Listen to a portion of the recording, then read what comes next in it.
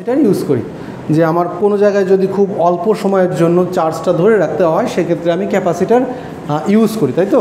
এটা তো ছিল মেইন কনসেপ্ট, যে চার্জ স্টোর করে রাখে। ব্যাটারি কী করে? ব্যাটারিও চার্জ ধরে রাখে। তো ব্যাটারিও চার্জ ধরে রাখতে পারে, ক্যাপাসিটারও চার্জ ধরে রাখতে পারে। তাহলে আমরা ব্যাটারি ইউজ না করে, ব্যাটারি ইউজ করে কেন ক্যাপাসিটার ইউজ করতেছি না? মানে ব্যাটারি বাদ দিচ্ছি না কেন? ক্যাপাসিটার ইউজ করতে পারতাম, কারণ ক্যাপাসিটার দিয়ে আমি চার্জ স্টোর করতে পারি এবং ক্যাপাসিটারের পারফরমেন্স ব্যাটারি থেকে অনেক ভালো। আমি চাইলে ক্যাপাসিটারকে অনেক বেশি চার্জ আপ করতে পারি। একটা ডিউটি সাইকেল থাকে। একটা ব্যাটারিকে তুমি হয়তো 3000 বার বা 50,000 বার চার্জিং এবং ডিসচার্জিং করতে পারো, তার একটা সাইকেল আছে। এরপরে গেলে ওই ব্যাটারি আর কাজ করবে না, মানে ওটা নষ্ট হয়ে যাবে। তুমি বিশেষ করে লিড অ্যাসিড ব্যাটারি, যেগুলো হচ্ছে সালফিউরিক অ্যাসিড এবং পানির মিশ্রণ থাকে, আর লেড এবং লেড অক্সাইডের আলাদা করে তড়িৎ দাঁড় থাকে। এটা আমি ওই যখন পানির ভিতরে এবং সালফিউরিক অ্যাসিডের রিয়াকশনের ভিতরে ডুবাই রাখি, তখন এখান থেকে ইলেকট্রিসিটি প্রোডাকশন, এটা দেখেছি আমি। সেল কীভাবে কাজ করে, তাই না? হ্যাঁ, সেল কীভাবে কাজ করে। তো সেই এত ঝামেলা বাদ দিয়ে একটা ক্যাপাসিটার তো আমি ইউজ করতে পারতাম। ক্যাপাসিটার অ্যারেঞ্জমেন্ট খুবই সোজা। দুইটা প্যারালাল প্লেট থাকে, দুইটা প্লেট থাকে, এরকম প্লেট, মাঝে একটা এয়ার গ্যাপ থাকে। এটা হচ্ছে এয়ার গ্যাপ, ওকে? মাঝে একটা এয়ার গ্যাপ থাকে। এটা হচ্ছে পজিটিভ প্লেট, এটা নেগেটিভ প্লেট। হয়ে গেল, ক্যাপাসিটার আর কোনো কিছু লাগে না। আমার বড় বড় শিট নিতে পারি, এত বড় বড় শিট নিতে পারি। দুটো শিট আলাদা করে দাও, মাঝে একটু এয়ার গ্যাপ রাখো। এই এয়ার গ্যাপের ভিতরে তুমি আঠা রাখতে পারো, এয়ার রাখতে পারো, তুমি পলিস্টার রাখতে পারো, তুমি পেপার রাখতে পারো, তোমার ইচ্ছা। তুমি যে কোনো কিছু রাখতে পারো, কিন্তু সেটা ডাই ইলেকট্রিক ম্যাটেরিয়াল হতে পারে। এটা হচ্ছে ডাই ইলেকট্রিকের বাংলা কি, পরাবৈদ্যুতিক নাকি? তো হইতে পারে, আমার মনে নেই ঠিক ডাই ইলেকট্রিকের। সো তুমি একটা চার্জকে যখনই এখানে ধরবা, একটা নেগেটিভ চার্জ অবশ্যই এখানে চলে আসবে। একটা পজিটিভ চার্জ এবং নেগেটিভ চার্জকে যদি সেপারেট করে ধরে রাখতে পারো, তাহলে এটা একটা ইলেকট্রিক ফিল্ড তৈরি করবে। এখানে থেকে ইলেকট্রিক ফিল্ডটা এখানে আসবে, ইজিলি ইলেকট্রিক ফিল্ডটা এখানে আসবে। কিসের ভিতর দিয়ে? ডাই ইলেকট্রিক ম্যাটেরিয়ালের ভিতর দিয়ে। যদি ভালো ডাই ইলেকট্রিক ম্যাটেরিয়াল ইউজ করো, তাহলে তার এক ধরনের প্রপার্টি থাকে, সেটাকে বলে পোলারাইজেশন। সেটাকে বলে পোলারাইজেশন। সো এখানে একটা পজিটিভ চার্জ যখনই আসবে, এই মাঝে যে আমার ডাই ইলেকট্রিক ম্যাটেরিয়াল থাকবে, ইলেকট্রিক ফিল্ডটা যখনই এদিক থেকে এদিকে যাওয়া শুরু করবে, এই মাঝের ম্যাটেরিয়ালটা পোলারাইজড হয়ে যাবে। পোলারাইজড মানে কি? পজিটিভ নেগেটিভ চার্জ সেপারেট হয়ে যায়।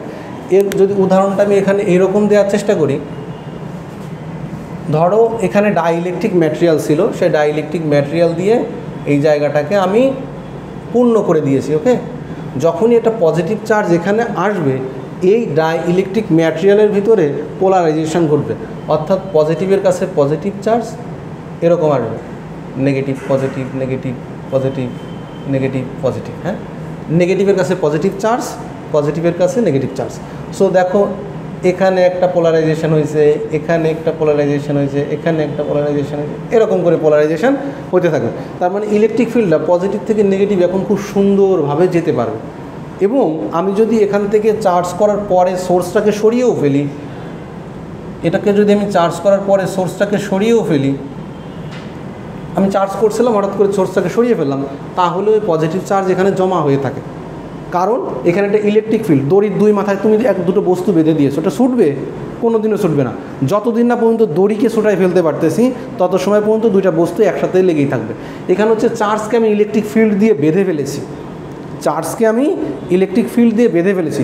যত সময় না পর্যন্ত মাঝের এই পোলারাইজেশনটা নষ্ট হচ্ছে, তত সময় পর্যন্ত চার্জটা ধরা অবস্থায় থাকবে। সো ক্যাপাসিটার এই প্রপার্টিটা কাজে লাগানো হয় এবং এই ক্যাপাসিটার লাইফ সাইকেল অনেক বেশি। আমি চাইলে একে লাখো বার, কোটি বার চার্জিং ডিসচার্জিং করতে পারি উইদাউট হার্মিং দিস, মানে কোনো ক্ষতি হবে না। এটা 1000 বা লাখ বার তুমি চার্জ ডিসচার্জ করো, ক্ষতি হবে না। কিন্তু লিড অ্যাসিড ব্যাটারির ক্ষেত্রে এটার লিমিটেশনস আছে, যে 3000 বার, 5000 বার, 10,000 বার এর বেশি চার্জ এবং ডিসচার্জ করা যাবে না। এবং আরও লিমিটেশনস আছে, যে একটা ব্যাটারি যদি হয়, মনে করো আমাদের ব্যাটারি যেগুলো আছে সেগুলো লিথিয়াম আয়নের, লিথিয়াম আয়ন ব্যাটারিটা একটু আপডেটেড ব্যাটারি, একটু চার্জ ক্যাপাসিটি একটু ভালো থাকে। সো ধরো এইটা হচ্ছে 100%, এখানে হচ্ছে 100%, এটা হচ্ছে 0%। সো লিড অ্যাসিড ব্যাটারি খুব কমন ইউজ হয়, যার জন্য আমি লিড অ্যাসিড ব্যাটারির উদাহরণটা দিচ্ছি, ওকে? এই লিড অ্যাসিড ব্যাটারির ক্ষেত্রে আমি মিনিমাম 20% চার্জ রেখে দিতে হয়, মিনিমাম 20% চার্জ রেখে দিতে হয়। এর বেশি আমি নিচে নামতে পারবো না। 20%-এর পরেও যদি আমি চার্জ ডিসচার্জ করতে থাকি একে, তাহলে ব্যাটারিটা আস্তে আস্তে নষ্ট হয়ে যাবে। ওর যে লেড এবং লেড অক্সাইডের যে পাত ছিল, ওই পাতগুলো ক্ষয় হয়ে হয়ে পানির সাথে মিশে যাবে, ওইটা নিচে সেডিমেন্ট হিসেবে জমা হবে, ঠিক আছে। সো ওই পাত ক্ষয় হয়ে গেলে পরবর্তীতে চার্জ ধরে রাখতে পারবে না। এই জন্য ব্যাটারিকে ইউজ করার সময় সবসময় আমি একটা চার্জ কন্ট্রোলার ইউজ করি। হ্যাঁ, আসুন, চার্জ কন্ট্রোলার ইউজ করি। সেই চার্জ কন্ট্রোলারের কাজ কী হয়, যে এই 20%-এর নিচে যদি চার্জ নেমে যেতে থাকে, তাহলে এই ব্যাটারিকে পুরো সার্কিট থেকে ডিসকানেক্ট করে দেয়। পুরো যত সার্কিট থাকবে তার থেকে ডিসকানেক্ট হয়ে যাবে। পরবর্তীতে 20%-এর উপরে গেলে, 20%-এর মিনিমাম একটা লেভেল আছে, সেট পয়েন্ট আছে কিছু, 4টা সেট পয়েন্ট থাকে ব্যাটারি চার্জ করার জন্য। এত ডিটেইলে আমি যাব না। এই 4টা সেট পয়েন্টের উপর বেস করেই চার্জটা হতে থাকে। এটা 20%-এর নিচে নামবে না, 100%-এর উপরে যাবে না। সো এটা একটা সমস্যা, কিন্তু ক্যাপাসিটারের ক্ষেত্রে এই সমস্যা ছিল না। তাহলে আমি ক্যাপাসিটার ইউজ না করে কেন ব্যাটারি ইউজ করতেছি, এই ধারণা কি তোমার মাথার ভিতর আসছে কখনো? ক্যাপাসিটারও তো চার্জ স্টোর করতেছে, ও ব্যাটারিও চার্জ স্টোর করে, ক্যাপাসিটারও চার্জ স্টোর করে।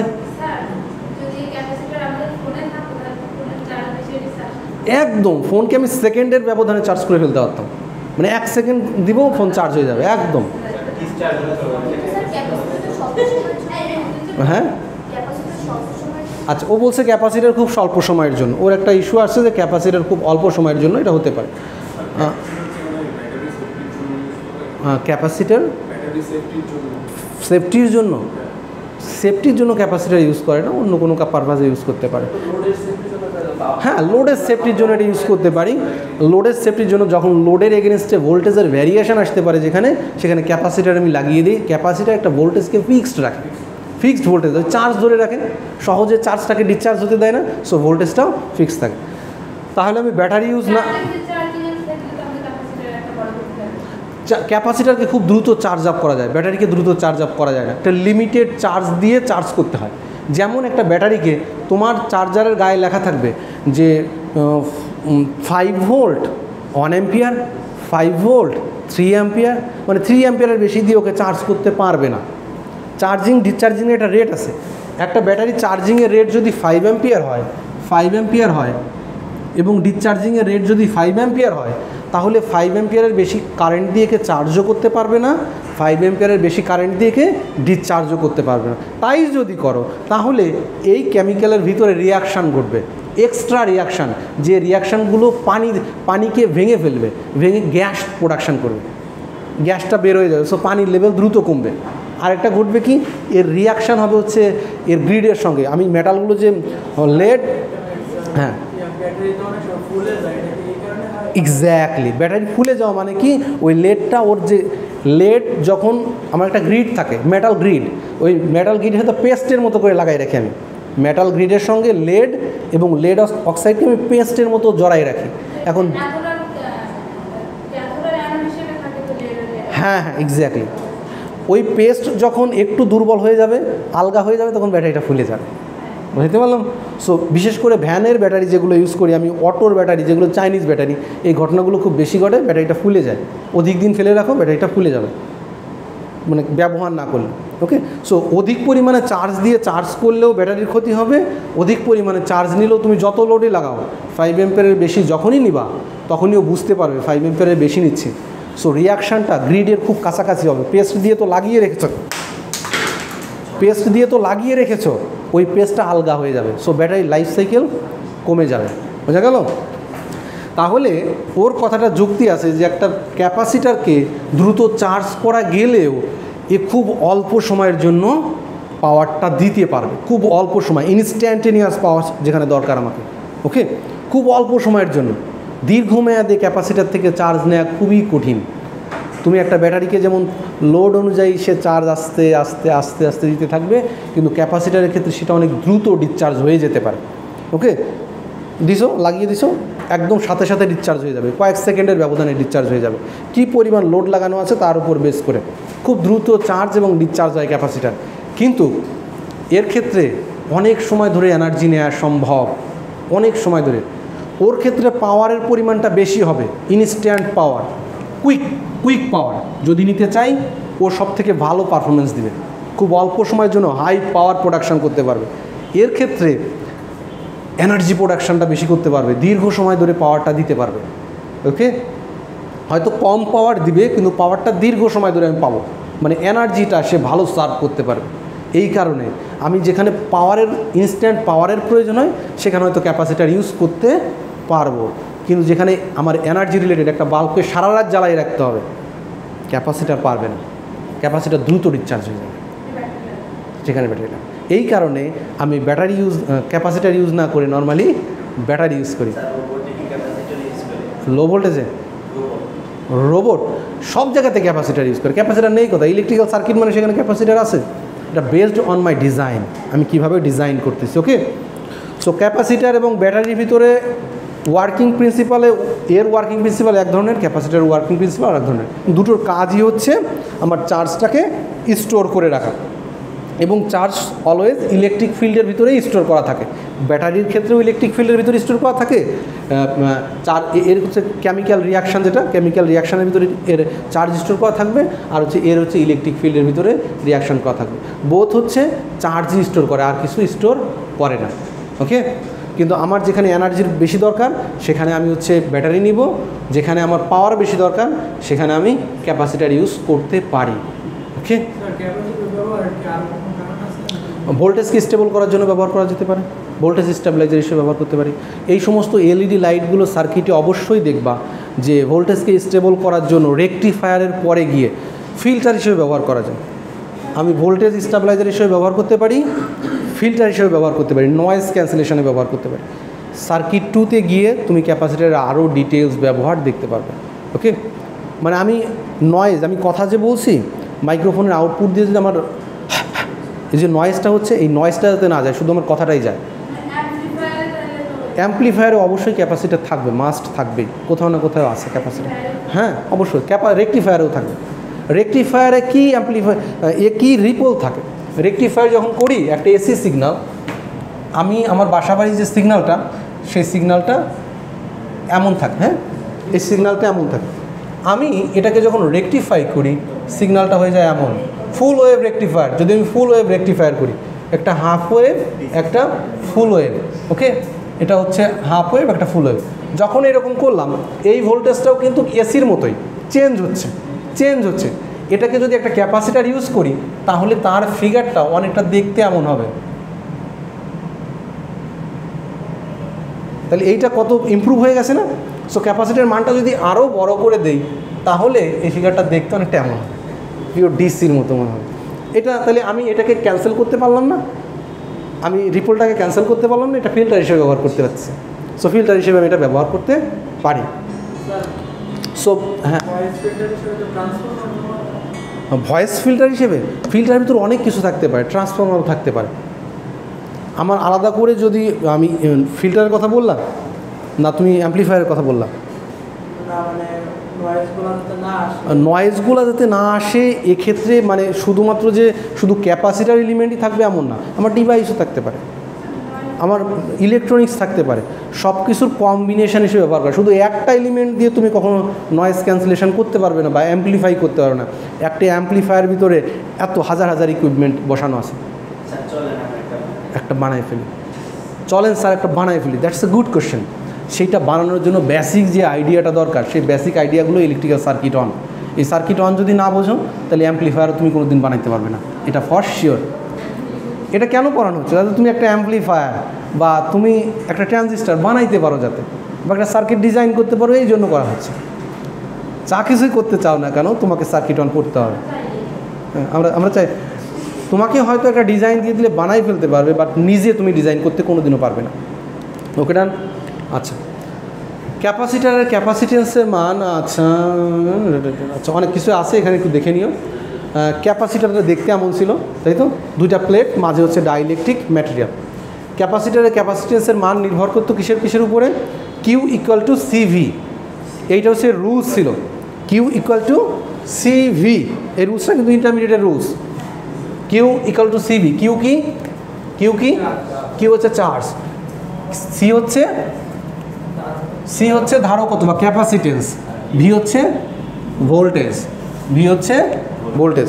তার মানে একটা ক্যাপাসিটারের ক্যাপাসিটেন্সের মান নির্ভর করতেছে এই ক্যাপাসিটারে কি পরিমাণ চার্জ জমা হচ্ছে, এই ক্যাপাসিটারে কি পরিমাণ চার্জ জমা হচ্ছে, এই ক্যাপাসিটারের এগেনস্টে ভোল্টেজ কতটুকু আছে। এই চার্জের জন্য তো একটা ভোল্টেজ আসবে, পজিটিভ নেগেটিভ চার্জের জন্য আবার একটা ভোল্টেজ চলে আসবে, কী পরিমাণ ভোল্টেজ হচ্ছে, তাই তো। So C equal to Q by V, এটাকে বলছে ক্যাপাসিটেন্স। কিন্তু আমি যদি বলি অ্যাকচুয়ালি ক্যাপাসিটারের ক্যাপাসিটেন্সের মান কিউ এবং ভি এর উপরে নির্ভর করেই না। তুমি একটা জিনিস খেয়াল করো, যদি কিউ বা ভি এর উপর নির্ভর করতো তাহলে আমি চাইলে কিউকে বাড়াই দিলাম, ভোল্টেজকে ফিক্সড রাখলাম, তাহলে সি বেড়ে যাবে। আবার এমন হতে পারে কিউ সেম রাখলাম, ভোল্টেজকে বাড়াই দিলাম, সি কমে যাবে। কিন্তু অ্যাকচুয়ালি বাস্তবতা তা হয় না। দেখা যায় যে যদি তুমি চার্জ স্টোর বেশি করে ফেলো তাহলে তার এগেনস্টে ভোল্টেজ ডেভেলপমেন্টটাও বেশি হয়, যেহেতু বেশি হয় Q proportional to V, so Q যদি বাড়ে ভি বাড়বে, ভি যদি বাড়ে কিউ বাড়বে, কিউ কমলে ভিও কমে যাবে। তাই যদি কমে যায় তাহলে সি এর মানটা কখনোই চার্জ এবং ভোল্টেজের উপর নির্ভর করে না। এটা হচ্ছে ইলেকট্রিক্যাল এক্সপেরিমেন্টের মাধ্যমে এটা ফিক্সড হয়ে যায়। এই সি এর একটা নির্দিষ্ট ম্যাক্সিমাম ভ্যালু আছে, ওই ভ্যালু পর্যন্ত এই ঘটনাটা ঘটবে যে চার্জের মান বাড়বে, ভোল্টেজ বাড়বে, চার্জের মান বাড়বে, ভোল্টেজের মান বাড়বে। যখনই মনে করো 1 মাইক্রোফ্যারাডের একটা ক্যাপাসিটার 1 মাইক্রোফ্যারাড পর্যন্ত পৌঁছে যাবে তখনই এই রেশিওটা সেম হয়ে যাবে, প্রপোর্শনাল হয়ে যাবে। চার্জ বেড়ে গেলে ভোল্টেজও বেড়ে যাবে, চার্জ কমে গেলে ভোল্টেজও কমে যাবে। ওকে, সো ক্যাপাসিটারের একক হচ্ছে ফ্যারাড, ওকে, মাইকেল ফ্যারাডের নাম অনুসারে এটা করা হয়েছিল। অ্যাকচুয়ালি ক্যাপাসিটারের ক্যাপাসিটেন্সের মান নির্ভর করে হচ্ছে এর ফিজিক্যাল ডাইমেনশনের উপর। যেমন রেজিস্ট্যান্সের মান নির্ভর করত তার physical dimension R equal to rho L by A, এই রুলস অনুযায়ী, তাই না। এর ক্ষেত্রে এটা নির্ভর করে এই যে প্লেটটা আমি বানিয়েছি, এই প্লেটটার এরিয়াটা কত বড়, এর প্লেটের এরিয়া কত বড়, সারফেস এরিয়া। একটা শীট বা এই যে প্লেনটা কত বড়, এর এরিয়া কতটুকু, সারফেস এরিয়া দেখবো কি। আর ডাই ইলেকট্রিক যে ম্যাটেরিয়াল ইউজ করছি সেই ম্যাটেরিয়ালের জন্য এপসাইলন, এটাকে কি বলে, হ্যাঁ, ভেদনযোগ্যতা। ডাই ইলেকট্রিক কনস্ট্যান্টও আমি এখানে বলতে পারবো, ডাই ইলেকট্রিক কনস্ট্যান্ট এপসাইলন দিয়ে প্রকাশ করতে পারবো। আরেকটা হচ্ছে এই দুইটা প্লেট কত দূরে আছে, ডিস্টেন্স ডি, এটা হচ্ছে মাধ্যমের জন্য, ইটা শুধু মাধ্যমের জন্য। আমি এয়ার রেখেছি, পেপার দিয়েছি নাকি পলিস্টার দিয়েছি, এটার উপর নির্ভর করবে। বাতাসের জন্য এর মান হচ্ছে কত, 10⁻⁻12। ওকে, এখানে আমি রিলেটিভ পারমিটিভিটি একটা ইস্যু আছে, ER, so E by E0, হচ্ছে বাতাসের ভেদনযোগ্যতা আর হচ্ছে অন্য যে কোনো ম্যাটেরিয়ালের ভেদনযোগ্যতা, দুইটার রেশিও। দুইটাই যদি এয়ার হয় তাহলে এই ER এর মান হচ্ছে 1 হয়ে যাবে, ওয়ান থেকে যত বেশি হবে তত ডাইইলেকট্রিক এর মানটা বেশি হয়ে যাবে। ওকে, তাহলে এই সি আমি বের করেছি, C equal to epsilon A by D. ক্যাপাসিটারের মানটা অ্যাকচুয়ালি যখন ও জন্মগ্রহণ করেছে তখনই এই মানটা ওর ফিক্সড, আমি যখন বানিয়েছি এই মানটা ফিক্সড করেই দিয়েছি আমি। সো এর আরেকটা রুলস যে কিউ ইকুয়াল টু সিভি, এই রুলসটা ডিফাইন হয়ে যাবে এই যখন বানিয়েছি তখন এইটার উপরে। এর বেশি ক্যাপাসিটেন্স আমি ওখানে পাবো না, চাইলেও আমি ওর থেকে এক্সট্রা নিতে পারবো না। এটা এর ফিজিক্যাল ডাইমেনশনের উপরে নির্ভর করে। ওকে, ডান। আচ্ছা, একটু থিওরিটিক্যাল পড়াশুনো একটু বেশি আছে আগামী 2-3 ক্লাসে। আমি ক্লাসের শেষের দিকে প্রিভিয়াস ক্লাস পড়াবো, শুরুর দিকে একটু নতুন। হ্যাঁ, আচ্ছা, ক্যাপাসিটারের সিম্বল হচ্ছে এমন, আর এটা হচ্ছে আমার ভেরিয়েবল ক্যাপাসিটার। এটা খুব বেশি ইউজ হয় রেডিও বা ইলেকট্রনিক্স সাইডে, যেখানে আছে সেখানে এই ধরনের ক্যাপাসিটার ইউজ হয়, ভেরিয়েবল ক্যাপাসিটার। আমি যদি রেডিওতে চ্যানেল সুইচ করতে চাই তাহলে লাগে। টিভির সার্কিট কখনো খুলেছো? টিভির সার্কিট দেখেছো? টিভির সার্কিট খুলে দেখেছো? টিভির যেখানে পাওয়ার ইনপুট হয়, জ্যাক দিয়ে যে পাওয়ার ইনপুট করো, ওর ভিতরে গিয়ে একটা প্রথমে ফিউজ থাকে, ফিউজের পরে এত বড় একটা ক্যাপাসিটার থাকে, এত বড় ক্যাপাসিটার। ওই ক্যাপাসিটার, হ্যাঁ এখন তো এলইডি টিভিগুলো তো চেঞ্জ আসছে। আমি সিআরটি মনিটরের কথা বলছি, হ্যাঁ বাক্সটি CRT monitor, cathode ray tube যেগুলো আছে। ওকে, আচ্ছা। সো এটা হচ্ছে ফিক্সড ক্যাপাসিটার, এটা ভেরিয়েবল ক্যাপাসিটার। ক্যাপাসিটার আর এক ধরনের সিম্বল আছে, সেটাকে বলে পোলারাইজড ক্যাপাসিটার, প্লাস মাইনাস। দেখতে এমন হতে পারে পোলারাইজড ক্যাপাসিটারটা প্লাস মাইনাস। পোলারাইজড মানে হচ্ছে তার পজিটিভ নেগেটিভ টার্মিনাল ডিফাইন করা থাকবে পূর্বেই। ওকে, ক্যাপাসিটার দেখতে অনেক ধরনের হতে পারে, এই যে ডাইলের মতো যেগুলো দেখতে একদম ছোটো ছোটো সার্কিট ডাইল, দেখছো ছোট্ট, যদি দেখো আসলে অ্যাকচুয়ালি ওইরকম মসুর ডালের মতো এটা দেখো। হ্যাঁ, এটা মসুর ডালের মতো। হ্যাঁ, তাহবিজ, আচ্ছা এটা তাহবিজের মতো, তাহবিজ। আচ্ছা হইল, কিন্তু এর ভিতরে মেকানিজমই সেম।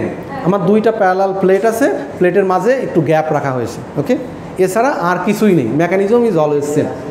সো এরকম হতে পারে, এরকম হতে পারে, আবার এরকমও হতে পারে, দুইটা আলাদা আলাদা টার্মিনাল। আর রেডিওতে বিশেষ করে এই ধরনের ভেরিয়েবল ক্যাপাসিটার থাকতে পারে, যার মাথায় একটা নব আছে, স্ক্রু দিয়ে সরানো যায়, ঘোরানো যায়। ক্যাপাসিটারের ফ্যানের ক্যাপাসিটারটা একটু বড় হয়, মোটা। এটা 2.5 মাইক্রোফ্যারাড বা 3.5 মাইক্রোফ্যারাড এরকম হয়ে থাকে। আবার যদি নর্মাল ফ্যান হয় তাহলে 1 মাইক্রোফ্যারাডের আশেপাশে থাকতে হবে। কুলফি মালাই বাক্সের ভিতরে, হ্যাঁ হ্যাঁ হ্যাঁ হ্যাঁ হইতে পারে আসলে এটা হাসির কিছু না। কুলফির বাক্সটা এতটুকু, হ্যাঁ ক্যাপাসিটার অত বড় হইতে পারে। ওকে, আচ্ছা এখন আসি এই ক্যাপাসিটার ফিজিক্যাল ডাইমেনশন এবং তার বাহিরের যে প্রপার্টি সম্পর্কে একটু ধারণা পাওয়া গেছে।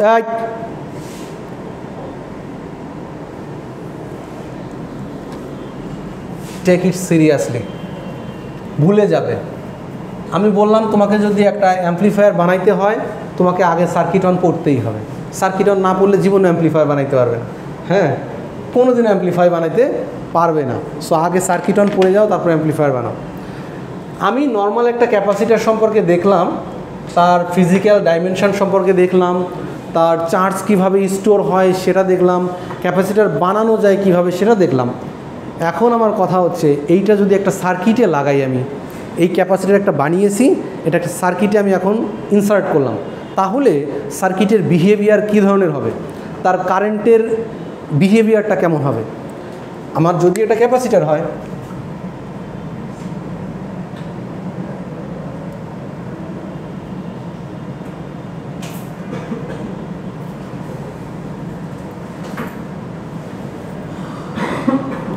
একটা ভোল্টেজ যদি এই ক্যাপাসিটার ইউজ করি, তাহলে সেই ভোল্টেজটা কীভাবে বিহেভ করতেছে এটা তো চোখে দেখতে পারবো না আমি, কিন্তু এটা আমাকে ভিজুয়ালাইজ করতে হবে একটু ইন্টারনালি, যে এর বিহেভিয়ারটা কেমন হচ্ছে। এটা অসিলোস্কোপে দেখা যায়। আমাদের একটা মনিটর আছে ল্যাবে, বড় একটা বাক্স দেখেছো না, অথবা ছোট্ট একটা বাক্সের মতো একটা স্ক্রিন আছে, দেখেছো তো, ওইটার নাম হচ্ছে অসিলোস্কোপ। ওটা হচ্ছে ইলেকট্রিক্যাল ইঞ্জিনিয়ারদের চোখ। আমি ইলেকট্রিক্যাল ইঞ্জিনিয়ারিংয়ের খুব বেশি কিছু দেখতে পারি না, ওই সিগন্যালগুলো ছাড়া, যেটা চোখে দেখতে পারি না, কিন্তু ওই অসিলোস্কোপ দিয়ে দেখতে পারি। সো অসিলোস্কোপে যদি আমি দেখার চেষ্টা করি এই ক্যাপাসিটারের ভোল্টেজ এবং কারেন্টটা কেমনভাবে কমতেছে বা বাড়তেছে, ক্যাপাসিটারে যদি একটা ভোল্টেজ অ্যাপ্লাই করি, সেটা কমতেও পারে বাড়তেও পারে, based on how I apply the source, আমি কীভাবে সোর্সটাকে অ্যাপ্লাই করেছি। যদি এসি সোর্স অ্যাপ্লাই করি, তাহলে প্রতি সেকেন্ডে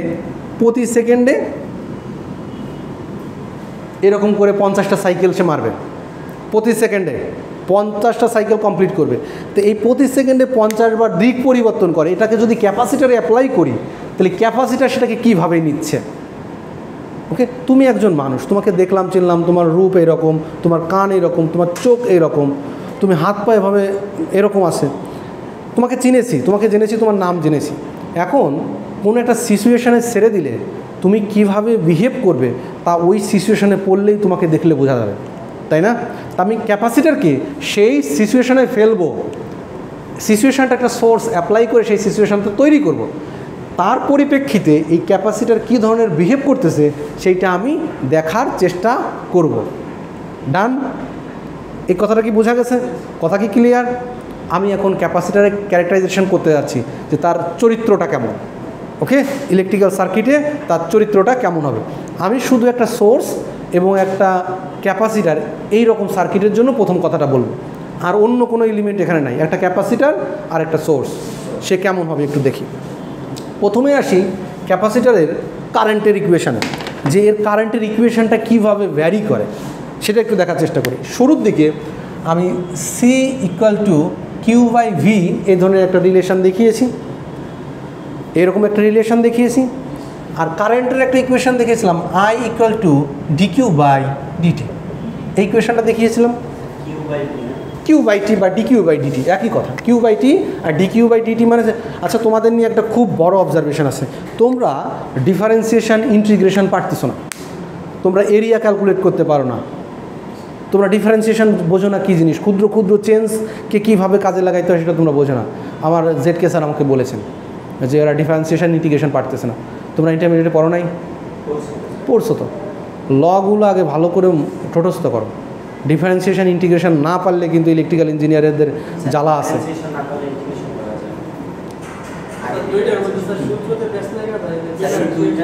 আলাদা করে লিখে ফেলো, আলাদা। ইন্টারমিডিয়েটে তো ক্যালকুলাসের বৃহৎ একটা বই ছিল, সেই বইটা পড়ে চলে আসছো তুমি, আর এখানে মাত্র কয়েকটা রুলস আছে, অল্প কয়েকটা রুলস, ঠিক আছে? একটু নজর দিও, কারণ ডিফারেন্সিয়েশন ইন্টিগ্রেশন না পারলে সার্কিট 2-তে গিয়ে কিছুই পারবে না, সার্কিট 2-তে গিয়ে কিছুই পারবে না, এসি সার্কিট যখন আসবে। ওকে, তাহলে আমি এর কারেন্টের ইকুয়েশন দেখতে যাচ্ছি, একটা ভোল্টেজ অ্যাপ্লাই করেছি, একটা ভোল্টেজ অ্যাপ্লাই করেছি। আমি বলছি এটা এসি ভোল্টেজ অ্যাপ্লাই করেছি, ডিসি না, এসি ভোল্টেজ, যেটা সময়ের সাথে সাথে 50টা করে সাইকেল দিচ্ছে, 50টা, মানে ফ্রিকোয়েন্সি আছে 50 হার্জ। তার জন্য এর কারেন্টের ইকুয়েশন আই কেমন হয় সেটা একটু দেখার চেষ্টা করব। ওকে, তাহলে ক্যাপাসিটারের মেইন ইকুয়েশন ছিল C equal to Q by V. এই ইকুয়েশনটা অ্যাকচুয়ালি এই ইকুয়েশনকে ড্রাইভ করতে পারে। ওই ইকুয়েশন আর এই ইকুয়েশনের তো পার্থক্য হচ্ছে, ওই ইকুয়েশনে কোনো ডিফারেন্সিয়েশন নেই, এই ইকুয়েশনে ডিফারেন্সিয়েশন আসছে। ঠিক আছে? তো এখন দেখি ওই ইকুয়েশনটা কীভাবে আসছে।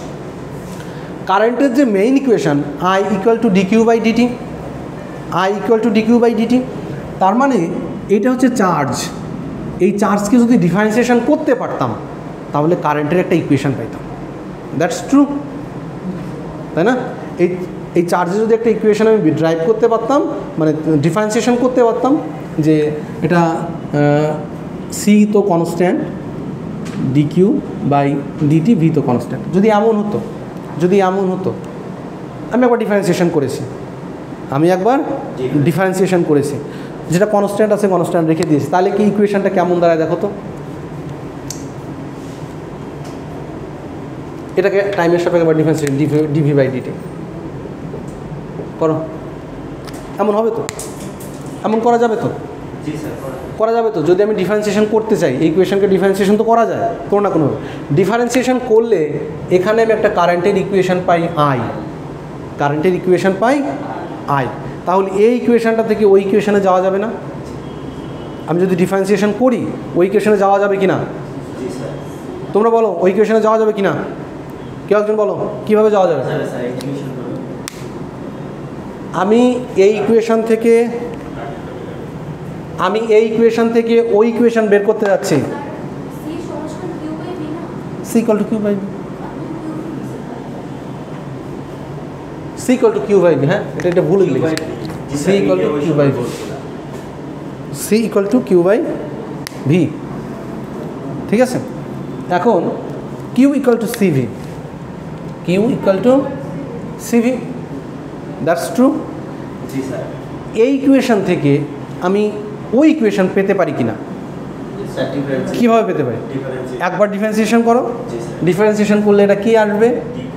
DQ by dt equal to C constant. So ওটা ডিফারেন্সিয়েশন করবো না, কারণ করলে পরবর্তী টার্মসে জিরোই আসবে। এটা তো ইউ ইন্টু ভি, এই ডিফারেন্সিয়েশন। সো প্রথম টার্মে এটাকে ফিক্সড রাখলাম, পরেরটাকে টাইমের সাপেক্ষে ডিফারেন্সিয়েশন করলাম, পরের টার্মে গিয়ে আবারও ডিফারেন্সিয়েশন করলে এটাকে ফিক্স ধরে এটা জিরো হয়ে যাবে। সো এই ইকুয়েশনটা দাঁড়াচ্ছে তাহলে ডিকিউ বাই ডিটি এটা হচ্ছে কারেন্ট, এটা হচ্ছে current, C into dV by dt. So ক্যাপাসিটারের কারেন্টের ইকুয়েশান এমনই হবে। এটা কি আমি ম্যাথমেটিক্যালি ড্রাইভ করলাম, ম্যাথমেটিক্যালি ড্রাইভ করলাম। এটা দিয়ে আমি অসিলোস্কোপ যদি দেখার চেষ্টা করি মাস্ট ইকুয়েশানটা ওইটা ফলো করবেই। ম্যাথমেটিক্সের সাথে বাস্তবতার রিলেশানটাই এইটা, ম্যাথমেটিক্সের সঙ্গে বাস্তবতার রিলেশান এইখানেই আছে। আমি কি করলাম, ক্যাপাসিটারের চার্জের ইকুয়েশানকে ডিফারেন্সিয়েশন করে কারেন্টের ইকুয়েশান একটা বের করেছি এবং অসিলোস্কোপে আমি এর কারেন্টের গ্রাফটা দেখার চেষ্টা করতেছি। আমি দেখব এবং ওর সাথে মিলাবো ডেটা নিয়ে যে মেলে কিনা, 100তে 100 মিলবে। এর গ্রাফটা যেমন হবে ওই ইকুয়েশানটা সেটা ডেসক্রাইব করতে পারবে। সো ওই ইকুয়েশান দিয়ে বাস্তবের একটা গ্রাফকে ডিফাইন করা সম্ভব। এই জন্য ম্যাথমেটিক্স এত প্রয়োজন। ম্যাথমেটিক্স না থাকলে ইঞ্জিনিয়ারিং হবে না কখনোই, বুঝাইতে পারলাম? সো এটা কিন্তু আমার একটা ম্যাথমেটিক্স, আমি করেছি খাতা কলমে, কিন্তু এই খাতা কলমে করার পরে বাস্তবে যখন এর কারেন্টের ইকুয়েশন আমি দেখার চেষ্টা করছি, আমি ম্যাথমেটিক্স বুঝি না, আমি ম্যাথমেটিক্স জানি না, কিন্তু একটা গ্রাফ তো আমি অবশ্যই এখানে পাবো। ক্যাপাসিটারের কারেন্টের গ্রাফ তো একটা অবশ্যই পাবো, যে গ্রাফটা এরকম এরকম ঘুরছে ফিরছে।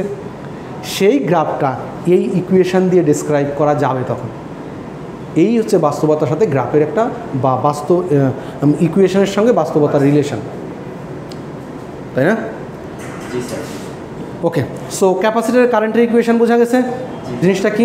তাহলে এইবার আসি, এইখানে দেখাচ্ছে হচ্ছে ক্যাপাসিটারের কারেন্ট এবং ভোল্টেজের চেঞ্জ। ওয়াই এক্সিসে কারেন্ট, এক্স এক্সিসে ভোল্টেজের চেঞ্জ। যদি এরকম করি অনেকটা লিনিয়ার মতোই বিহেভ করতেছে। দেখো, ভোল্টেজের চেঞ্জ থাকলে চেঞ্জটা কম হলে আয়ের মান কম, চেঞ্জটা বেশি হলে আয়ের মান বেশি, চেঞ্জটা বেশি হলে আয়ের মান বেশি। কিন্তু এটা একদম লিনিয়ারভাবে চলবে। So I proportional dv by dt, dv by dt চেঞ্জটা আই এর প্রপোর্শনাল হবে। অর্থাৎ সেই রেজিস্ট্যান্সের মতো কারেন্ট এবং ভোল্টেজের রিলেশন কিন্তু এখানে প্রপোর্শনাল।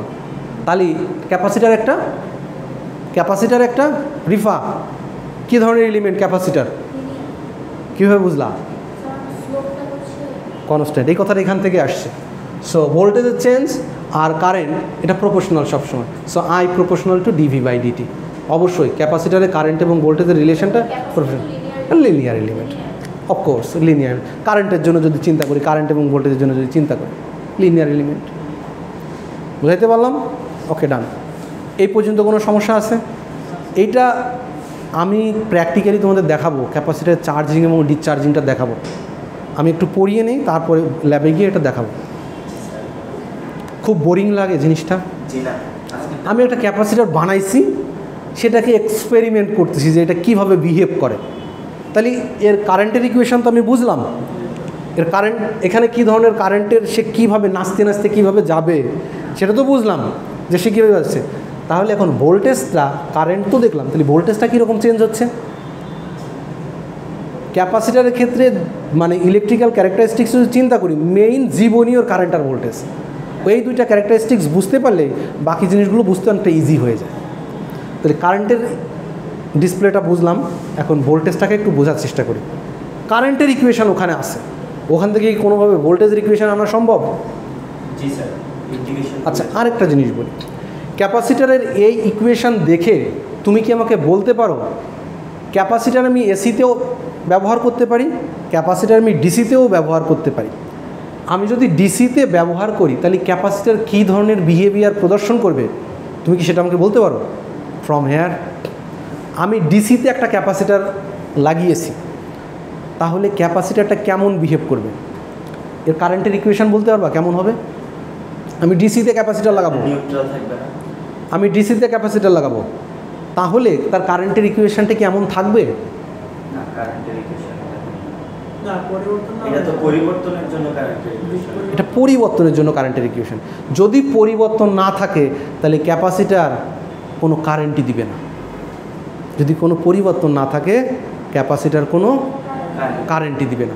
সো ডিসিতে ক্যাপাসিটার ওপেন, লিখো ডিসিতে capacitor is open when DC voltage is apply. ডিসিতে ক্যাপাসিটার সবসময় ওপেন থাকবে, ডিসিতে ক্যাপাসিটার সবসময় ওপেন থাকবে। কোথা থেকে পাইলাম এটা আমি?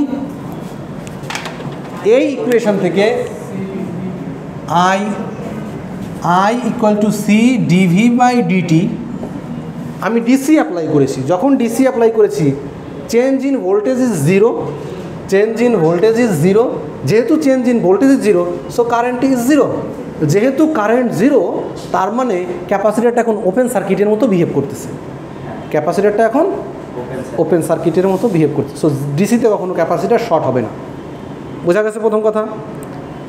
কিন্তু ডিসিতে যদি একটা ক্যাপাসিটার তুমি লাগিয়ে ফেলো আর এখানে একটা কারেন্ট মাপার চেষ্টা করো, অ্যাকচুয়ালি ঘটে কিনা সেটা দেখার চেষ্টা করি। আমি বলেছি ডিসিতে ক্যাপাসিটারে কোনো কারেন্ট থাকবে না, কিন্তু বাস্তবে কি সেটা হচ্ছে কি না সেটা আমি একটু এক্সপেরিমেন্ট করে দেখতে চাই। আমি একটা ডিসি সোর্স অ্যাপ্লাই করেছি, আমি দেখার চেষ্টা করতেছি কারেন্ট আছে কি নাই। আমি একটা অ্যামিটার নিয়েছি, তুমি যেটা দেখতে পারবে শুরুতে ঠিক ক্লোজ টু জিরোর খুব কাছাকাছি সময়ে, ন্যানো সেকেন্ড পিকো সেকেন্ড রেঞ্জের, you will get a current spike, quick spike পাবে। যেটা কি করবে, এই ক্যাপাসিটারকে চার্জ আপ করে রেখে দিবে, তারপরে আর কোনো কারেন্ট নেবে। প্রথমে কারেন্ট থাকবে, শুরুতে সে একটা কারেন্ট টান দিয়ে নিয়ে নেবে, এরপরের থেকে মানে শুরুর গ্রাফটা এমন হবে, একদম শুরুর গ্রাফটা হয়তো খুব এতটুকু পয়েন্টের জন্য ম্যাক্সিমাম ভোল্টেজ হবে, বাকি সময়টা জিরো। সো এখানে একটা কারেন্ট নিবে, এদিকে টাইম, খুব অল্প সময়ের জন্য। এটা কেন হয়? কারণ ক্যাপাসিটার চার্জ করার জন্য অল্প একটু কারেন্ট নিচ্ছে, চার্জ করার জন্য নিচ্ছে, এরপরে আর নিচ্ছে না সে, কারণ ভোল্টেজ ফিক্সড হয়ে গেছে, তার এগেনস্টে ভোল্টেজের চেঞ্জ হচ্ছে না। সো ক্যাপাসিটার ভিতর দিয়ে কোনো কারেন্টও আসছে যাচ্ছে না। বোঝাইতে পারলাম? বোঝাইতে পারলাম? তাহলে ডিসিতে ক্যাপাসিটার ওপেন, একদম ওপেন, বাট খুব অল্প সময়ের জন্য একটা কারেন্ট থাকতে পারে, খুব অল্প সময়ের জন্য একটা কারেন্ট থাকতে পারে। আচ্ছা, এসিতে ক্যাপাসিটার, তাহলে যদি একটা ক্যাপাসিটার এখানে থাকে কিচ্ছু হবে না, নষ্ট ক্যাপাসিটার নষ্ট থাকবে, কারেন্টই পাবো না। নষ্ট একটা জিনিস নষ্ট হলে তার কি বিহেভিয়ার সেম থাকে? আচ্ছা, একজন নষ্ট মানুষের বিহেভিয়ার কোনো সেম পাওয়া যায়? জেনারেল মানুষের মতো পাওয়া যায়? পাওয়া যায় না তো, ঠিক আছে। আচ্ছা,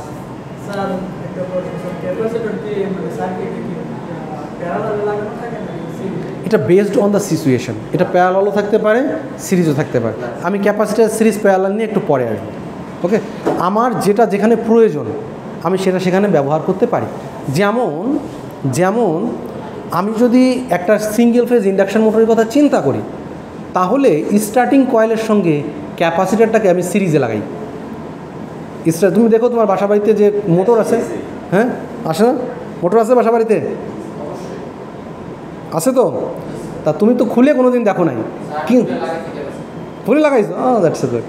সো ওইটা আমার যে স্টার্টিং কয়েল থাকে, ওই স্টার্টিং কয়েলের সঙ্গে সিরিজে লাগানো থাকে। এইখানে অ্যাপ্লিকেশন হচ্ছে সিরিজের অ্যাপ্লিকেশন, ঠিক আছে। সো যেখানে ভোল্টেজ স্টেবল করার প্রয়োজন হয়, আমি দেখালাম যে রেকটিফায়ারে, ওটা আবার প্যারালালি লাগানো থাকে। So based on the application. So ডিসিতে ক্যাপাসিটার ওপেন, সোজা কথা। যদি কেউ বলে ডিসিতে কি ক্যাপাসিটার ওপেন, বাট খুব অল্প সময়ের জন্য একটা কারেন্ট পেতে পারি আমি। এসিতে তাহলে কি? এসিতে এখন চেঞ্জ হচ্ছে, এসিতে এখন ভোল্টেজ চেঞ্জ হচ্ছে। ভোল্টেজ চেঞ্জ হলে একটা কারেন্ট পাবো, কারেন্ট পাবো মানে এই ক্যাপাসিটারের ভিতর দিয়ে একটা কারেন্ট পাবো, এই ক্যাপাসিটারের ভিতর দিয়ে একটা কারেন্ট পাবো, এরকমই তো। তাহলে এসিতে ক্যাপাসিটার যদি থাকে সেটাকে শর্ট পাথ হিসেবে রিপ্রেজেন্ট করা যায়। সো এসিতে ক্যাপাসিটার শর্ট, লিখে রাখো, এসিতে ক্যাপাসিটার শর্ট, এসি সার্কিটে ক্যাপাসিটার শর্ট পাথ হিসেবে চিন্তা করা হবে, শর্ট পাথ। এসিতে ক্যাপাসিটার শর্ট। আচ্ছা, যারা নতুন তাদের কিছু চিন্তা করার দরকার নেই, জাস্ট শুনে যাও, কিছু চিন্তা করার দরকার নেই, শোনো জাস্ট আমি কি বলি। দুই একটা পারলে মনে রাখো, না পারলেও সমস্যা নেই। এটা না আগে পড়াই। আচ্ছা আচ্ছা, এখন তোমার মনে হতে একটা জিনিস খেয়াল করো, আমি ক্যাপাসিটার বানানোর সময় এখানে কি করছি? ডাই ইলেকট্রিক ম্যাটেরিয়াল দিয়েছি। ওই ডাই ইলেকট্রিক ম্যাটেরিয়ালের ভিতরে সহজে কারেন্ট যায় না, কারেন্ট যায় না নর্মালি। ডাইলেকট্রিক প্যারা পদ্ধতিকে সে ভিতরে কারেন্ট সহজে যাবে না যদি নষ্ট না হয়ে যায় মেটালটা।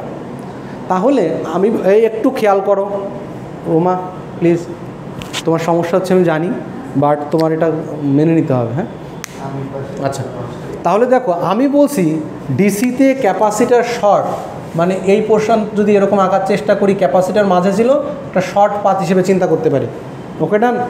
তাহলে কারেন্টটা এই শর্ট পাথের ভিতর দিয়ে যাচ্ছে, এটা আমি বলছি, কিন্তু ক্যাপাসিটারের যে বর্ণনা আমি দিয়েছি তাতে কারেন্টটা এভাবে যাওয়ার কথা না,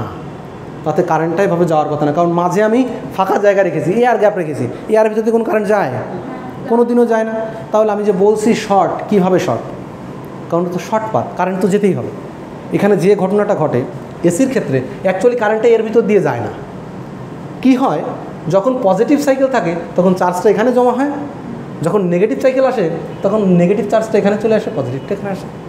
কারেন্টটা এর ভিতর দিয়ে মনে হচ্ছে যাচ্ছে, কিন্তু অ্যাকচুয়ালি পোলারিটি উল্টো হওয়ার কারণে এটা হচ্ছে। পোলারিটি উল্টে যাচ্ছে, বারবার পোলারিটি উল্টে যাচ্ছে। একবার পজিটিভ এখানে থাকছে, একবার নেগেটিভ এখানে থাকছে।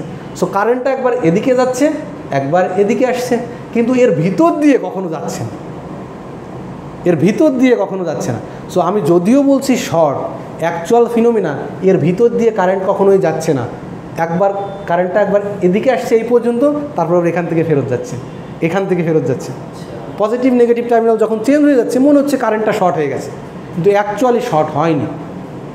কিন্তু আমি ধরে নিব ক্যাপাসিটার এসিতে শর্ট, আমার এর মেকানিজম মনে না থাকলেও চলবে, কিন্তু অ্যাকচুয়ালি এর ভিতর দিয়ে কারেন্ট সবসময় জিরো মনে হবে। কারেন্টটা কীভাবে যাচ্ছে, একবার এখানে পজিটিভ টার্মিনাল আসছে, একবার এখানে নেগেটিভ টার্মিনাল আসছে। তো পজিটিভ টার্মিনাল আসলে কারেন্ট একবার এদিকে যাচ্ছে, যখনই নেগেটিভ আসছে কারেন্ট আবার লাফ দিয়ে এদিকে চলে যাচ্ছে। না, জিরো পাবো, এর ভিতরে কখনো কারেন্ট তুমি জিরোই পাবে। এর ভিতরের কারেন্ট সবসময় জিরোই পাবে, কিন্তু এর বাইরের কারেন্ট মাপলে তুমি একটা ভ্যালু পাবে। এর ভিতরের কারেন্ট সবসময় তুমি জিরোই পাবে, কিন্তু এর বাইরে যদি একটা কারেন্ট পাবো তুমি অবশ্যই একটা ভ্যালু পাবে। এটা আশ্চর্যজনক না, যে ভিতর দিয়ে কারেন্ট যাচ্ছে না অথচ বাইরে কারেন্ট পাচ্ছি। এটা হচ্ছে এসি সাপ্লাইয়ের জন্য। এসি পজিটিভ যখন আসছে কারেন্ট এখান থেকে এই পর্যন্ত আসে, নেগেটিভ সাইকেল যখন আসে এখান থেকে এই পর্যন্ত আসে। এর মাঝেই দেখা যাচ্ছে সার্কিটটা কমপ্লিট হয়ে গেছে। আমার যতটুকু সার্কিট কমপ্লিট করার কথা ততটুকু করে ফেলছে, এই জন্য এটাকে শর্ট পাথ হিসেবে রিপ্রেজেন্ট করতে পারি। এত কিছু মাথায় না ঢুকলেও চলবে। ক্যাপাসিটার এসিতে শর্ট, ডান। আচ্ছা, এখানে ক্যাপাসিটার কারেন্টের ইকুয়েশান খেয়াল করো। কারেন্টের ইকুয়েশান কখনোই ডিসকন্টিনিউয়াস হতে পারবে না। ক্যাপাসিটারের কারেন্টের ইকুয়েশান কখনোই তুমি এমন পেতে পারো না।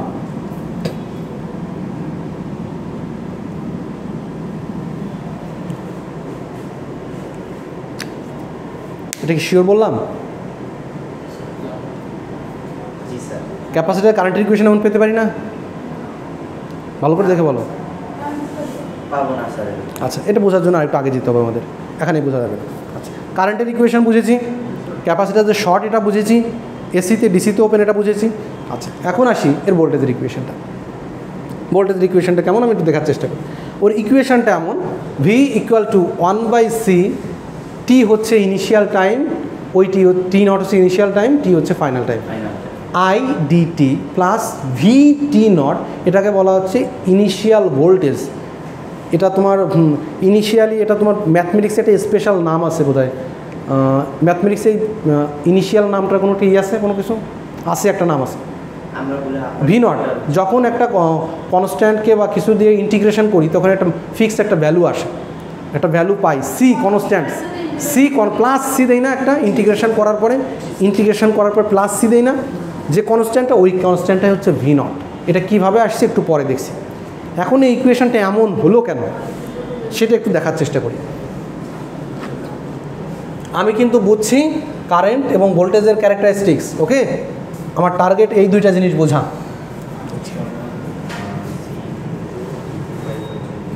আচ্ছা, এইখান থেকে যদি ভোল্টেজের ইকুয়েশন আমি পেতে চাই, দেখো এখান থেকে যদি ভোল্টেজের ইকুয়েশন পেতে চাই, তুমি ইকুয়েশনটাকে একটু সাজাও,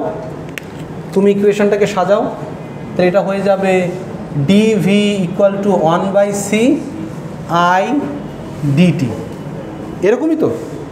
এই ইকুয়েশনটা কীভাবে আনা যায় পিছনে? এই ইকুয়েশন কি এভাবে লেখা যায়?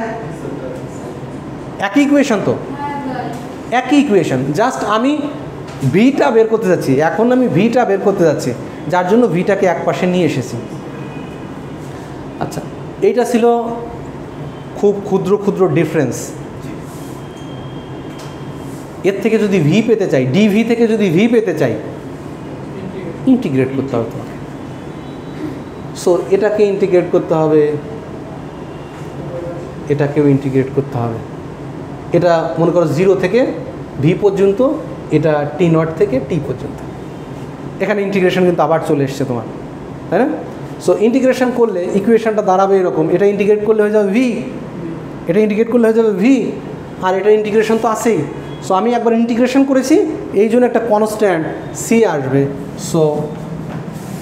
So V equal to 1/c t naught to t i dt plus C constant. এই কনস্ট্যান্টটা কোথা থেকে আসলো? ওই সিটাকে ভি নট আমি দিব একটু পরে, একটা কনস্ট্যান্ট। অ্যাকচুয়ালি একটা ক্যাপাসিটারের যখন আমি ভোল্টেজের ইকুয়েশন দেখার চেষ্টা করতেছি, ওই ক্যাপাসিটারের প্রিভিয়াস স্টোরি আমি জানি না। একটা ক্যাপাসিটার তুমি বাজার থেকে কিনে এনেছো, ওই ক্যাপাসিটারের প্রিভিয়াস স্টোরি তুমি জানো না যে ওকে কি চার্জ করা হয়েছিল কি করা হয়েছিল কিনা। যদি করা হয়ে থাকে তাহলে তার ইনিশিয়াল ভোল্টেজ কতটুকু ছিল। ওই ক্যাপাসিটার ইনিশিয়াল চার্জে আমি যে ভোল্টেজ বের করব, তার ইনিশিয়াল একটা ভোল্টেজ থাকতে পারে। সেই ভোল্টেজটা কত?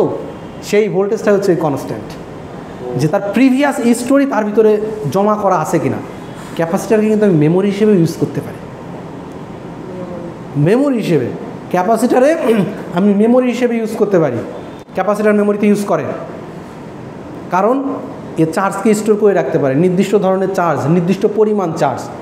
আমি ওখান থেকে সরে গেলেও ওই চার্জটা, মেমোরি কি ইলেকট্রিক্যাল চার্জ স্টোর অবস্থায় থাকে, ওটাই মেমোরি। ইলেকট্রিক্যাল চার্জ স্টোর অবস্থায় থাকে, এটাই মেমোরি। এক এক চার্জের জন্য মেমোরির ধরনটা এক এক ধরনের হয়। ডেটা, ডেটাই তো আমি চার্জ দিয়ে, ডেটাকে চার্জে কনভার্ট করছি আমি একটা বিটে চার্জে কনভার্ট করবো। ওটা কম্পিউটার সায়েন্স কি করে, ওরা ডেটা স্টোর করতেছে। হয়তো এ সংখ্যাটা লিখলো, খেয়াল করো, এ সংখ্যাটা লিখলো, কম্পিউটারে কোথাও এ সংখ্যা স্টোর করার জায়গা নেই। ওই এর সমান কি পরিমাণ চার্জ স্টোর হতে পারে ওই লোকেশানে, ওই চার্জটা সে স্টোর করবে। অ্যাকচুয়ালি ইলেকট্রিক্যাল ইঞ্জিনিয়ারিং এবং কম্পিউটার সায়েন্স ইঞ্জিনিয়ারিং দুটো একদম মানে ওতপ্রোতভাবে জড়িত।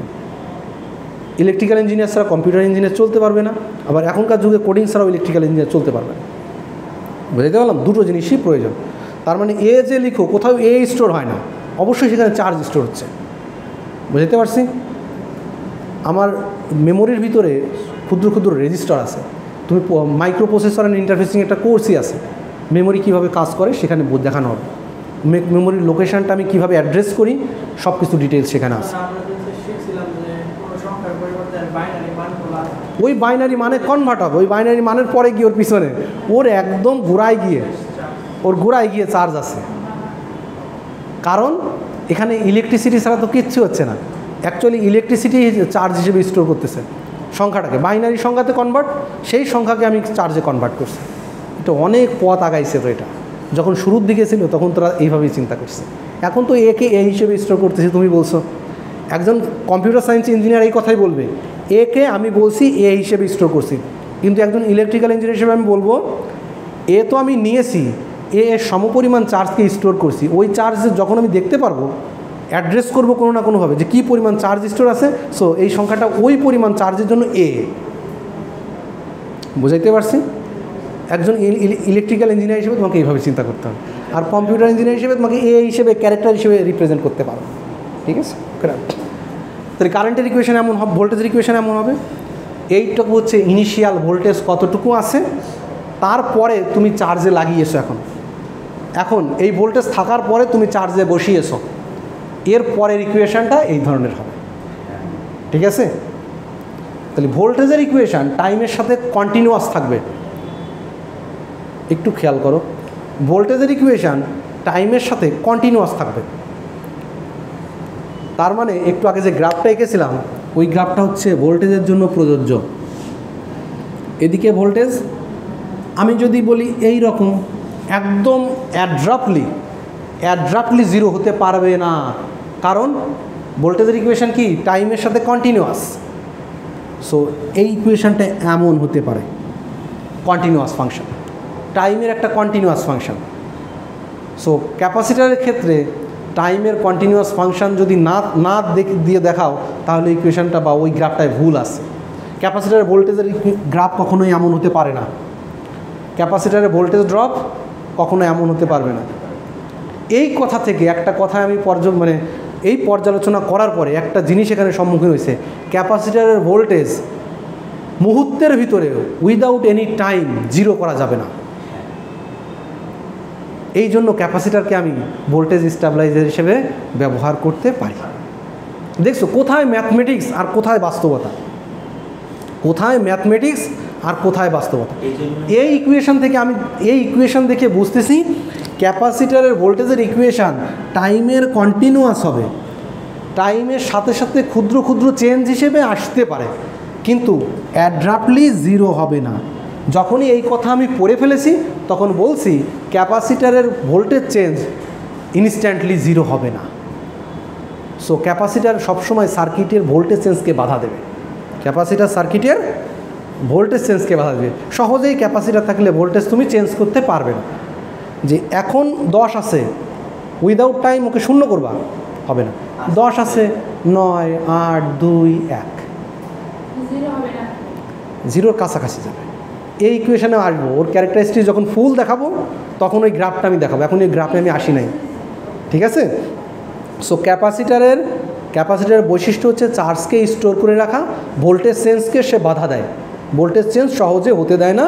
তা এই গ্রাফ থেকে এবং এই ইকুয়েশান থেকে বলা যায় ক্যাপাসিটারের ভোল্টেজের ইকুয়েশান টাইমের সাথে অবশ্যই কন্টিনিউয়াস হতে হবে, কিন্তু কারেন্টের ইকুয়েশানের ক্ষেত্রে ওই রকম বাধ্যবাধকতা নাই। কারেন্টের ইকুয়েশানের ক্ষেত্রে ওই রকম বাধ্যবাধকতা নাই। চাইলে আমি জিরো করে দিতে পারি, কীভাবে? ভোল্টেজ চেঞ্জকে জিরো করে দাও, জিরো হতে পারে। সো ওর কারেন্টের ইকুয়েশানটা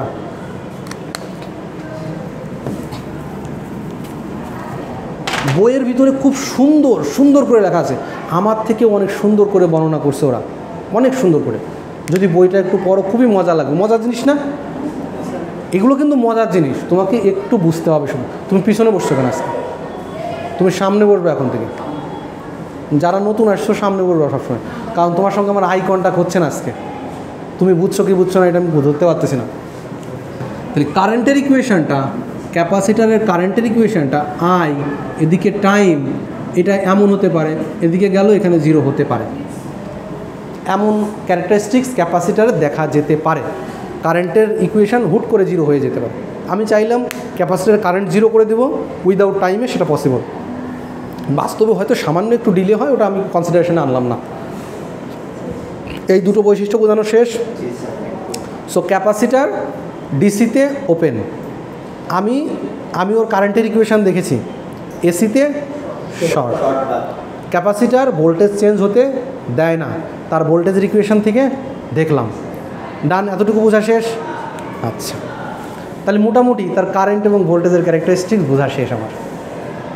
এই গল্পের ভিতরেই কারেন্ট এবং ভোল্টেজের ক্যারেক্টারিস্টিক্স বোঝা আমার শেষ হয়ে গেছে। কারণ এর ক্যারেক্টারিস্টিক্স যখনই দেখবো ভোল্টেজের ইকুয়েশানটা টাইমের সাপেক্ষে কন্টিনিউয়াস পাবো, সে স্কোয়ার ওয়েভ হোক, সে সাইন ওয়েভ হোক, বা রেক্টেঙ্গুলার ওয়েভ হোক, সেটা টাইমের সাপেক্ষে কন্টিনিউয়াস পাবো। বুঝাইতে পারলাম? বেসড অন দ্য সোর্স কীভাবে অ্যাপ্লাই করছে। গল্পের ভিতরে একটা ক্যাপাসিটারকে আমার চেনানো শেষ, একটা ক্যাপাসিটারের কারেন্টের ইকুয়েশান জানানো শেষ, ভোল্টেজের ইকুয়েশান জানানো শেষ। ঠিক আছে না? ক্লাস শেষ আজকে বহুত দেরি। ক্যাপাসিটারে কী পরিমাণ এনার্জি স্টোর হয় তার একটা ক্যালকুলেশন আছে। এটা কিন্তু তোমার ইন্টারমিডিয়েটেও ছিল, খুব ইজিলি একটা জিনিস ছিল, W=12CV/²। এটা প্রমাণও ছিল না, এটা প্রমাণও ছিল। আমি ইন্টারমিডিয়েট পড়ছি না, শুধু সূত্র ছিল, তোমাদের ছিল না। So W equal to half CV square কীভাবে আসছে তার ইকুয়েশনটা এখানে দেওয়া আছে। আচ্ছা, ক্যাপাসিটারের পাওয়ার কি পরিমাণ পাওয়ার আছে সেই পাওয়ারকে যদি ইন্টিগ্রেট করতে পারি তাহলে এনার্জিটা পাবো। পাওয়ার মানে ক্যাপাসিটারের কারেন্ট এবং ভোল্টেজের ইকুয়েশনটাকে গুণ করবো আমি, ক্যাপাসিটারের কারেন্ট এবং ভোল্টেজের ইকুয়েশনটাকে গুণ করবো আমি। দেখো পাওয়ার আর এটা কারেন্টের ইকুয়েশনটা ভোল্টেজের ইকুয়েশন ভি, এখানে ডিরেক্ট ভোল্টেজ ইকুয়েশন লিখে ডিরেক্ট ভি লিখছে, আর কারেন্টকে লিখছে এখানে ইকুয়েশন দিয়েছে i equal to d q by dt. So ওই ইকুয়েশনে ফেলে ওরা এটাকে ইন্টিগ্রেট করছে, ইন্টিগ্রেট করে সেখান থেকে এনার্জির ইকুয়েশন আছে। এটা 0 থেকে ইনফিনিটি বা মাইনাস ইনফিনিটি থেকে টি পর্যন্ত লিমিটটা তুমি সেট করবে যে কোন সময় থেকে কোন সময় নিবে। সো পাওয়ারের ইকুয়েশনকে ইন্টিগ্রেট করলে এনার্জি পাওয়া যাবে as it is. Okay, integration মানে কি টাইমের সাথে সাথে নেয়া। So E equal to P into T, integration করা, টাইমের সাথে ইন্টিগ্রেট যোগ করা। মাল্টিপ্লিকেশন মানে কি, মাল্টিপ্লিকেশন এক ধরনের যোগ, রাইট? মাল্টিপ্লিকেশন এক ধরনের যোগ, এটা জানো না তুমি? মাল্টিপ্লিকেশন এক ধরনের যোগ।